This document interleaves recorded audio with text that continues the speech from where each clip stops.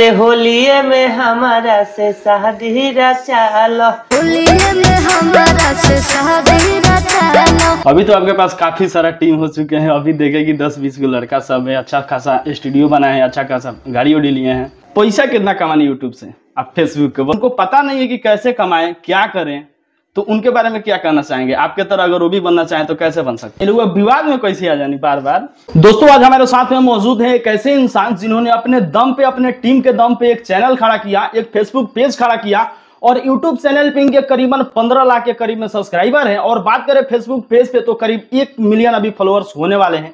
काफी अच्छा पैसा कमाते हैं। काफी संघर्ष के बाद इतना सारा फॉलोअर्स हुआ, इतना सारा सब्सक्राइबर हुआ। तो सबसे पहले तो सर स्वागत है आपको मेरे यूट्यूब चैनल। Love you. जितना भी बड़का भी बानी रुआ सभे के ढेर सारा प्यार बा कृष्णा जैक पर, और रुआ सभे खाती ये जीवन निछावर बा।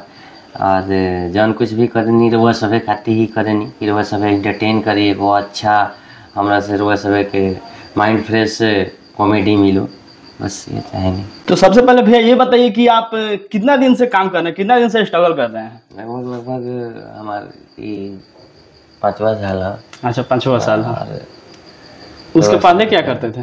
ओकरा पहले ये कुल मजदूरी के खोप छा दियल, के पलानी छा दियल, के खादर फेंक दियल, कहीं लेबर में कमाई। मतलब काफी संघर्ष के बाद यहाँ तक पहुँचे हैं जी।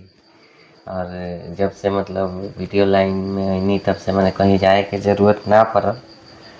और बस हमार जनता जे भी बावे ओकरा इंतजार रहेला कि कृष्णा कोनो अच्छा चीज़ डालस। तो हमरो अंदर ये चीज़ होके चाहे कि हम जब डाली तो एगो अच्छा चीज़ डाली, ताकि हम अपना जनता के विश्वास जीती, अपना जनता के ऊपर फुल कॉन्फिडेंस बनाई और ढेर सारा प्यार पाई। अभी तो आपके पास काफी सारा टीम हो चुके हैं। अभी देखे कि 10-20 को लड़का सब है, अच्छा खासा स्टूडियो बनाए हैं, अच्छा खासा गाड़ी उड़ी लिए हैं। ये सब हमारे भाई जो भी जुड़े हैं, ये सब भाइयों का प्यार है। और हमेशा जिस क्षेत्र में जाते हैं उस क्षेत्र में जम के प्यार मिलता है। और हमें होता है कि पॉकेट से खर्चा भी नहीं होता है, वही लोग कर देता है, यही सब कर देते हैं। कहते हैं कहाँ कर रहे हो तुम लोग, ये लोग मानता नहीं है। जैसे कि हम अगर इधर जाते हैं मीरगंज साइड में हंसुआ की तरफ जाते हैं तो रोहित भाई हैं, मैनुद्दीन भाई हैं, कमलेश भाई हैं, ये लोग सपोर्ट करते हैं। इधर डुमरिया की तरफ जाते हैं तो राजीव भैया है, वो सपोर्ट करते हैं। अपराध की तरफ जाते हैं तो मतलब सारे बंटी बाबा है, वो सपोर्ट करते हैं। सिवान जाते हैं तो अरशद है, वो सपोर्ट करता है। इधर बरौली की तरफ भी जाते हैं तो हमारे देवा भैया है, वो सपोर्ट करते हैं। मतलब चारों तरफ आपके टीम पड़े हैं ना सपोर्ट करने वाले। चलिए ठीक है। और डुमरसन जाते हैं तो जितेंद्र भैया है, शंभू बाबा है, वो सपोर्ट करते हैं। लगभग हर क्षेत्र में हमार घर बा, हर क्षेत्र में हम अपन एगो परिवार बना के रख ले बानी। और वो परिवार में जानी तो बहुत अच्छा लगेला और बहुत प्यार मिलेला। और बताइए दर्शकों को और क्या बताना चाहते हैं, कुछ अच्छा बताइए। होली के टाइम में क्या आ रहा है धमाका? होली के हमारे एगो गाना आइल बावे, रुआ सब चाही देखी, ढेर सारा प्यार दी। गाना के नाम बा अरे होलिये में हमारा से शादी रचालो, सेनुरा के बदले अबीर लगाल, होके जुदा हम तुहरा से आग लगा के जर जाई, तोहरा ला कुछ कर जाई, दुनिया से भला ही लड़ जाई। गाना बा, सुबह सुबह का मौसम बा, उठल बानी थोड़ा सा। अभी तो हमारे तो भैया अभी सोए थे, अब इनको जगाए हैं। उसके बाद इनको फ्रेश करवाए, रेडी करवाए, अभी इंटरव्यू हो रहा है तो अभी देख भी सकते हैं। और बताइए दर्शकों को क्या कहना चाहेंगे। और कुछ हमारे युवा हैं जो कि उनको भी यूट्यूब से पैसा कमाना है, फेसबुक के जरिए पैसा कमाना है, मगर उनको पता नहीं है कि कैसे कमाएं, क्या करें, तो उनके बारे में क्या कहना चाहेंगे? आपके तरह अगर वो भी बनना चाहें तो कैसे बन सकते हैं? सबसे पहले जे भी क्रिएटर बा वो पैसा के पीछे ना भाग के काम के पीछे भागो। काम होई तो पैसा खुद ब खुद आई, काम ना होई तो पैसा ना आई। अगर काम से ज़्यादा पैसे के फेर में लग जाइए तो पैसा ना होई। पैसा से ज़्यादा काम के फेर में लगेगा पूरी। जौन भी करते नहीं ओकरा के एगो अच्छा तरीका से, अच्छा राह पर, अच्छा प्लेटफॉर्म पर करे के बा, तब जाके रुआ पास पैसा आई।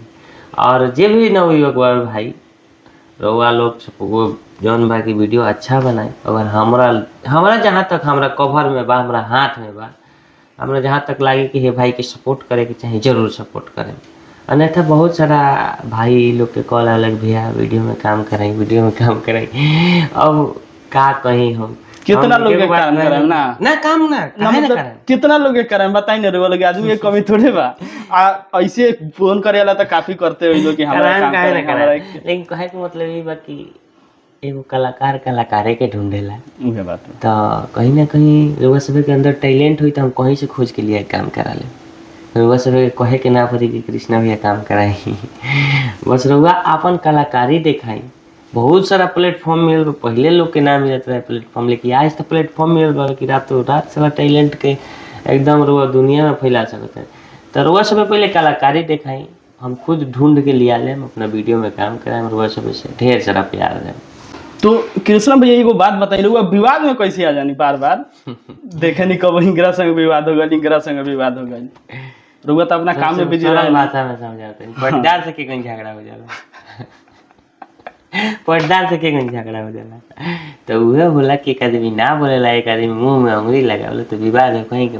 तो उहे माने अंगुरी लगा के बोलवावे ना। हां, यहाँ तक आवे में भाई बहुत मेहनत लागल बानू, हमरा जनता के प्यार मिलल बानू, तो हमने उन्हीं के यहाँ तक आइल बानी सब। अगर हमार जनता थोड़े हमरा के परेशान करता, हमार परिवार हमरा के परेशान करता। जैसे एगो घर के परिवार होला, एगो वीडियो के क्रिएटर के परिवार क्रिएटरे होला। हां, तो ये बात बा। क्रिएटर के अगर कमी दूसरा क्रिएटर के एकदम ओकरा ढूंढत रही।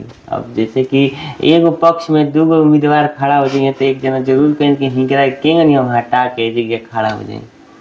तो ये सब बात बा, जलनशीलता न कबो गई बा न कबो जाई, लेकिन वही में प्रेम भाव बना के रहे के बा, आगे बढ़े के बा। तो कृष्णा भैया एगो बात बता दिखा ली, एकदम नया नया जो लड़का देखत आने कुछ मोटिवेशनल मिली।